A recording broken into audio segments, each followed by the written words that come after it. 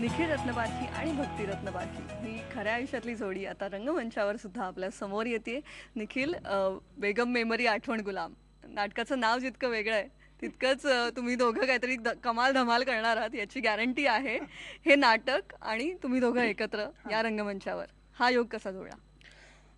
मुळात ह्या नाटकाची कल्पना जी सुचली ती भक्तीला सुचली. हा एक इंग्रजी चित्रपट आहे जो आम्ही दोघांनी बघितला, पण मला तो व्हिज्युअलाइज झालं नाही की ह्याच्यावर नाटक होऊ शकेल. पण भक्तीला ते कळलं आणि भक्तीने मला सांगितलं की आपण ह्याच्यावर नाटक करू शकू. मग मी ते नाटक लिहिलं आणि आता ते आज रंगमंचावर आलेलं आहे. भक्ती, लेखक निखिल रत्नबारकी असतो, तर आता तूही त्याच्यासोबत आता म्हणजे पुढच्या वेळेला भक्ती लेखिका आहे वगैरे असं आम्हाला पाहायला मिळेल की काय? आयडियाज तू दिलेली आहेस कारण. नाही नाही, असं अगदी म्हणजे मला तसं अजिबात वाटत नाही की मी लेखिका वगैरे होऊ शकेल. मला असं मध्ये मध्ये काही काही सुचत असतं, पण त्याला जेवढं चांगल्या पद्धतीने आणि ते मांडता येतं तेवढं मला अजून तेवढं जमत नाहीये. पण ही आयडिया तू खपवलीस आणि ती छान या रूपात समोर आलेली आहे. ते एक झालं म्हणजे योगायोगाने मी त्याला आपलं एक हळूच एकदा विचारलं होतं की मी, आणि ॲक्च्युली या फिल्म्स बघण्याची सवय या चांगल्या म्हणजे इंग्लिश फिल्म्स अजून कुठल्या कुठल्या कुठल्या चांगल्या फिल्म्स हे त्याच्यामुळं मला खरं तर समजलं. आणि मग ती फिल्म बघितल्यावर मी त्याला हळूच एकदा विचारलं की होऊ शकतं का असं, म्हणजे मला माहिती नाही पण मी तुला असं विचारते की होऊ शकतं का. तर तो म्हणला की बघू करू. आणि त्याला टॉम अँड जेरीचा खूप चांगला एक्सपिरियन्स होता, त्यामुळे हे नाटक त्यांनी खूप कमी दिवसात खूप चांगल्या प्रकारे लिहिलं आहे. म्हणजे त्याचे ड्राफ्ट्स एवढे न होता खूप कमी दिवसात ते लिहिलं गेलेलं आहे आणि खूप मजेशीर झालेलं आहे.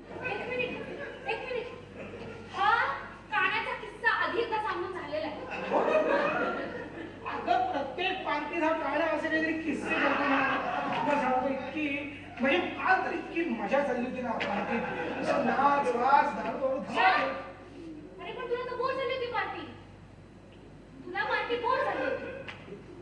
मला पार्टी बोरच झाली होती. पण पार्टीत धमाल चालली होती की नाही? धमाल चालली होती. बस ना बस. अगं नाही, सारखं मीच बसतोय म्हणून म्हटलं. आणि तुला तर माहिती आहे की तुझ्याशिवाय मी काही एन्जॉय करू शकत नाही कुठे काही. छे, मला नाही माहिती. जी कॉन्सेप्ट आता काय कॉन्सेप्ट जरा सांगच. ही थीम काय आहे? हे सगळा सेट अजब गजब मी पाहतीये. तुमचे ड्रेसेस पण वेगळे असणार आहेत, मी ते पाहिलेलं आहे. काय असणार आहे? मी कॉन्सेप्ट नाही सांगत, पण ती कशावर आधारित आहे हे मी सांगू शकतो. मुळात याचा एक थ्रेड माझ्या असा डोक्यात आला की आपण बऱ्याचदा काहीतरी कृत्य करून जातं, मग त्याची आठवण आपल्या डोक्यात राहते. बऱ्याचदा ते त्रासदायक असतात किंवा आनंददायक असतात. आनंददायक आठवणींचा फारसा त्रास होत नाही, पण ज्या आठवणी आपल्याला त्रासदायक होतात त्यांचं काय करायचं? बरं, आठवणी अशी गोष्ट आहे की नाही मी येऊ देणार, तसं तुम्हाला करता येत ना, ती येतच असतात. मग त्या आठवणींचं काय करता येईल हे मी विनोदी पद्धतीने या नाटकामध्ये दाखवलेलं आहे. आणि मग त्याला मी एक स्टोरी लाईन आहे की कसं काय करता येणं शक्य आहे, यातनं कसा मार्ग निघू शकतो. आणि मग त्या अशी ही मुळात बेसिक थ्रेड हा नाटकाचा आहे.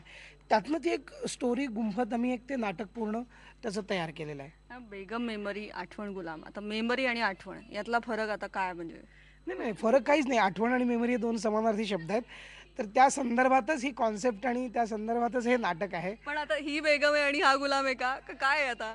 हां, ती मात्र उत्सुकता मात्र प्रेक्षकांना राहावी अशीच आमची हे नाव ठेवण्यामागे उद्देश आहे की काय बरं असेल हे नाव तर एवढं विचित्र आहे. हां, तर हे नाव एवढं विचित्र आहे, काय असेल आणखीन विचित्र या नाटकात? आतापर्यंत आमचे एवढे प्रयोग झाले म्हणजे लोकांना असंच वाटतं की काय असं का विचित्र नाव आहे, पण नाटक बघितल्यानंतर लोकांना ते खूप अपील होतं की अरे हेच करेक्ट नाव आहे आणि आम्हाला आता त्या नावामध्ये काहीच प्रॉब्लेम वाटत नाही, हेच नाव पाहिजे या नाटकात. बेगम ही आहे एवढं नक्की, ही खुश आहे आता. आणि गुलामही हाच आहे माझा. आता त्याच्यात अजून हा माझा गुलाम कसा झाला हे मी आता नाही सांगत. खूप इंटरेस्टिंग आहे सगळं.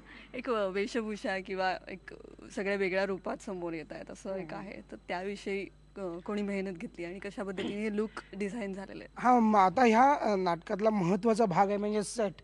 जो एवढा कलरफुल सेट, याचं सर्व श्रेय मी नेपथ्यकाराला देईन. प्रदीप मुळ्यांनी याचं सेट केलेलं आहे अत्यंत कल्पकतेने आणि छान कलर स्कीम वापरून त्यांनी हा सेट केलेला. हां, म्हणजे तर त्याचं श्रेय आपण पूर्ण त्यांना देऊयात.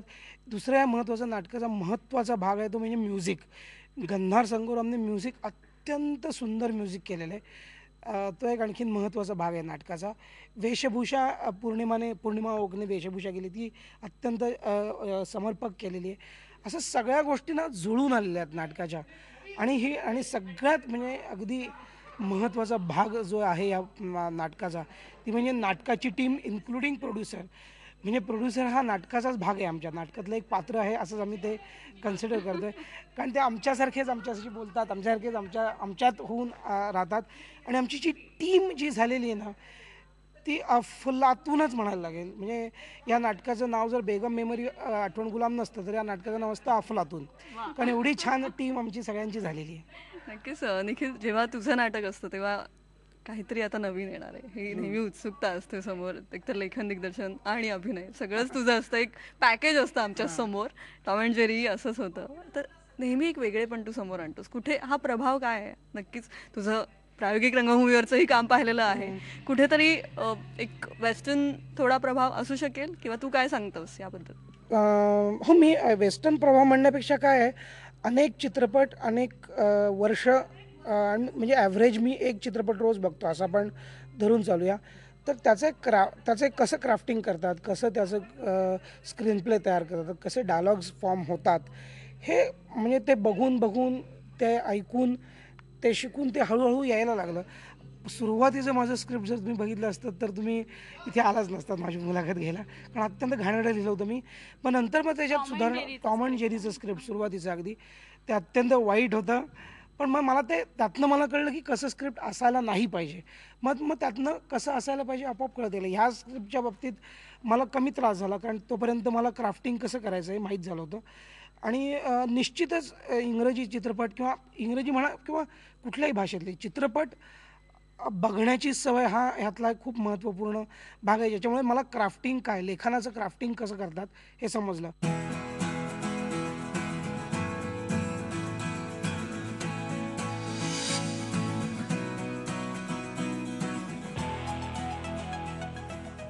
मेमरी आठवण गुलामच्या सेटवर मी आत्ता आहे आणि इथे दोन मंडळी माझ्यासोबत आहेत. ती खूप सारी पात्र करतात, पण तुम्ही यांना ओळखता, शंकर सेन आणि लतिका. खूप स्वागत आहे तुमचं शो टाईममध्ये. आत्ता तुम्ही वेगवेगळ्या कपड्यांमध्ये दिसताय, स्टेजवर अजून वेगळ्या कपड्यांमध्ये आणि वेगळ्या रूपांमध्ये दिसणार आहात. तर त्या रूपांबद्दल आधी सांग. सगळ्यात आधी मला तुमचा हा जो कार्यक्रम आहे शो टाईम हा प्रचंड आवडतो. आणि तुम्ही ज्या प्रकारे वेगवेगळ्या कलाकारांना बोलतं करतात तेही मला खूप आवडतं. आणि खूप छान हा कार्यक्रम असतो, त्याच्यामुळे ह्या कार्यक्रमाला खूप शुभेच्छा. थँक्यू. मी नाटक नक्की बघणार आहे. म्हणून नाही, पण निलिमा मी फार जेन्युइनली सांगतो, मी तुमच्या या शो टाईमचा अत्यंत खरा प्रेक्षक आहे. म्हणजे रिसेंट झालेल्या सुद्धा काही मुलाखती मी पाहिल्या आहेत आणि मला त्या पाठ आहेत. बरं, आणि आता नाटकाविषयी सांगायचं झालं तर हो, निश्चितच या कपड्यांपेक्षा खूप वेगवेगळे कपडे आम्ही या नाटकामध्ये, म्हणजे मी पण वेगवेगळे कपडे घालतो आणि वेगवेगळी कॅरेक्टर्स आहेत. 3 कॅरेक्टर मी या नाटकामध्ये करतोय. पात्रांविषयी असं आहे की मी जे एक पहिलं पात्र करतोय ते आहे डॉक्टर नवरंगे, जो ज्यांनी खूप काही शोध लावण्याचा आयुष्यात प्रयत्न केलेला आहे आणि त्यांनी फार एक मोठा शोध लावलाय. जो शोध म्हणजे हे नाटक आहे. दुसरं जे पात्र आहे ते जरा आहे, म्हणजे आहे, कारण तो वीरभद्र, त्याचं नाव जरी वीरभद्र असलं तरी तो जरा वेगळ्या गोष्टीकडे झुकणार आहे. आणि तिसरं पात्र जो मी जसं आहे तसं ते आहे, त्याचं नाव आहे मोहन. अशी 3 पात्र मी करतो. मिस्टर गुलाम जामुन, माझ्या वतीने असं सातार जळण्यापेक्षा थोडं तरी माझ्यासारखं होण्याचा प्रयत्न करा. आम्ही मेलो. अरे तुझ्यासारखं होण्यापेक्षा ना मी टॉयलेट स्वच्छ करायचा खरा ठरवणं पसंत करीन. डॉक्टर इंदिरा म्हणून एक कॅरेक्टर जे खूप इंटरेस्टिंग आहे, अर्थात ते बघण्यातच खूप मजा आहे. त्यानंतर रुखसाना म्हणून फक्त एकच एंट्री आहे, पण तीही धमाल उडवून जाते.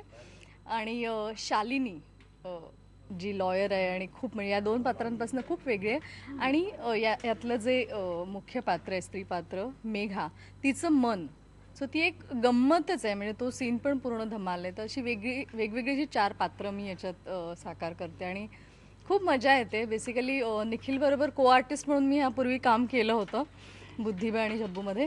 तर आता म्हणजे एक रायटर आणि डिरेक्टर म्हणून एक वेगळी मजा आहे त्याच्याबरोबर काम करण्यात. He is very organised person.